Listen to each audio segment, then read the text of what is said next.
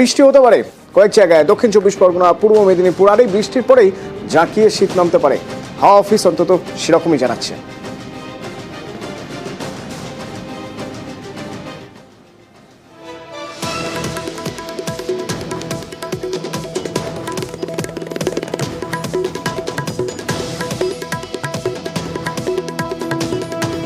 বাংলার আবহাওয়া তো আগামী কয়েকদিন শুকনোই থাকবে, কোনো ওয়েদার নেই, তাপমাত্রারও কোনো বড়সড় পরিবর্তনের কোনো সম্ভাবনা নেই।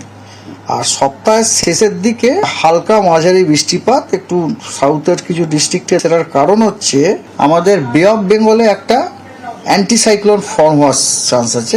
সেই অ্যান্টিসাইক্লোন থেকে আপনার ময়েশ্চার পাম্প হয়ে আমাদের স্টেটে যেতে পারে এবং সেই কারণে দু এক জায়গাতে বিক্ষিপ্তভাবে হালকা এবং মাঝারি বৃষ্টিপাত হওয়ার সম্ভাবনা থাকতেও পারে শেষের দিকে কয়েকটা জেলায়। আর শীত জাঁকিয়ে পড়া মানেই মেলার মরশুম, আর তার মধ্যে অত্যন্ত গুরুত্বপূর্ণ পৌষ মেলা। পৌষ মেলা এবার 6 দিনের হবে।